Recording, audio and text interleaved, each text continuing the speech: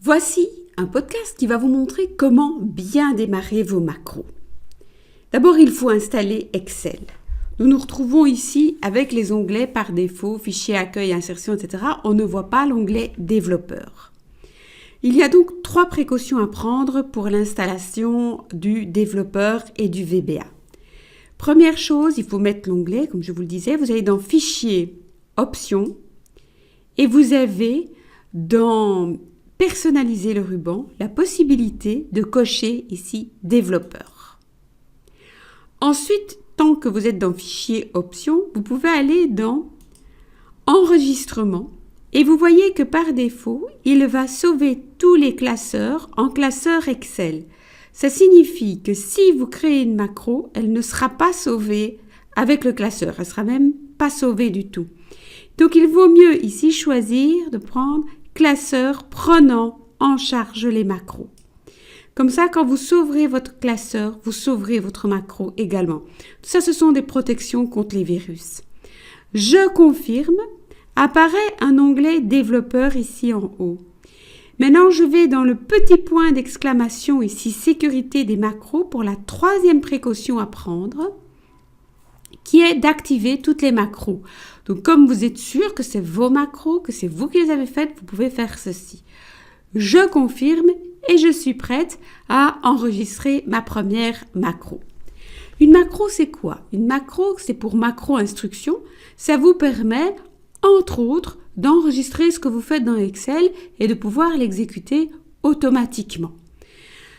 Par la suite, nous allons introduire de plus en plus de code et ça va nous aider à programmer et voir certaines boucles, tests, etc., certains éléments d'algorithmique qui peuvent être intéressants et qu'on retrouve dans d'autres programmes comme HTML, comme le Java, etc. On va enregistrer notre première macro. Je me mets en A1 et je vais enregistrer une macro ici. Il va me proposer un nom. Je vais l'appeler, par exemple, nom. Ne l'appelez pas name, parce que name est un mot réservé. Vous risquez d'avoir un problème, parce qu'il y a déjà une fonction qui s'appelle comme ça. Je vais mettre CTRL-N. Attention, si vous prenez des raccourcis qui existent déjà, le raccourci que vous créez avec votre macro va prendre le dessus. Donc, si vous faites CTRL-V, après, vous ne saurez plus faire de copier-coller. Ici, je garde ce classeur. Si vous prenez classeur de macro personnel, vos macros vont démarrer avec tous les fichiers Excel. Si je garde ce classeur, la macro sera attachée uniquement à ce classeur. Elle ne s'exécutera que si ce classeur est ouvert. Donc, moi, je garde ce classeur. Je ne mets pas de description, je confirme. Je suis en mode enregistrement. Attention, vous avez un petit carré ici en haut et un carré ici en dessous. Il faut penser à arrêter sa macro quand on a fini le travail. Je me mets en A1. Même si je suis en A1, je clique dessus. Vous allez voir que ceux qui ne l'ont pas fait, quand ils vont démarrer leur macro, ils seront par exemple en E5. Eh bien, la macro va démarrer en E5 et elle n'ira pas en A1. Je vais en A1 et je tape mon nom est, : je confirme, je vais sur A1 et je vais dans l'onglet accueil pour mettre en gras. Attention, certains étudiants vont dans la barre ici d'édition, sélectionnent mon nom est et le mettent en gras. Ils vont avoir une flopée de code que moi je n'aurai pas. Je mets ensuite une taille idéale, je double-clique entre les 2 colonnes. Pour donner la taille du plus grand contenu. Ceux qui vont donner une taille ou qui font glisser simplement le curseur ici auront un autre code que le mien. J'arrête la macro, soit ici en dessous, soit dans l'onglet développeur. Je me retrouve avec cette macro-ci. Ça veut dire quoi? Si j'efface toute la feuille, vous vous souvenez, effacer tout, je me retrouve dans une cellule, je fais CTRL-N au clavier, ma macro s'exécute, elle va en A1, elle met mon nom est, elle le met en gras, elle met la taille idéale. Où est-ce que je retrouve le code de cette macro? Soit vous avez dans l'onglet développeur la possibilité d'aller dans macro, ici, et modifier. Mais vous avez aussi l'autre possibilité, c'est d'aller dans Visual Basic Et vous êtes maintenant dans le Visual Basic Editor.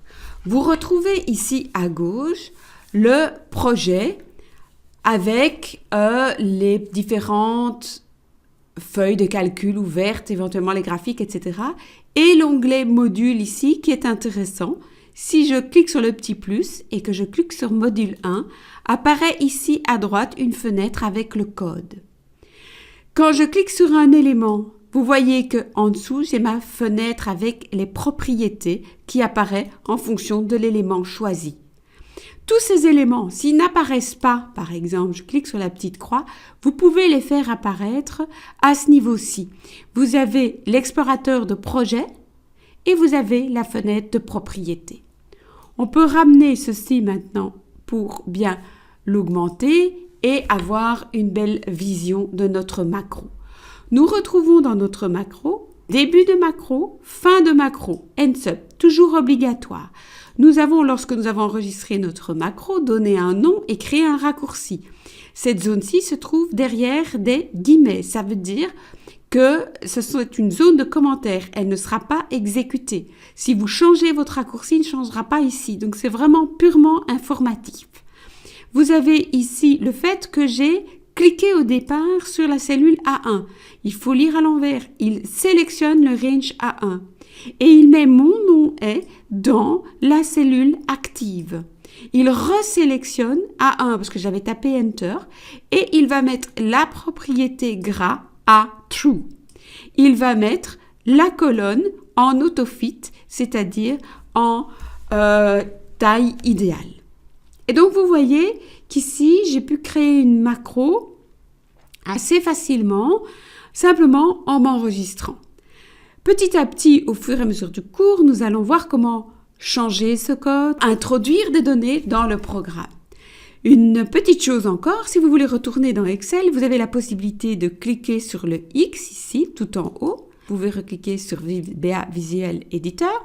Vous avez aussi la possibilité de faire Alt F11 au clavier pour passer de l'un à l'autre. Mais attention, il peut arriver que vous ayez oublié votre curseur dans une cellule, ce qui vous arrive souvent. Vous restez en mode sélection, vous êtes en mode modifié ici en dessous. Si je fais Alt F11, il va refuser de le faire.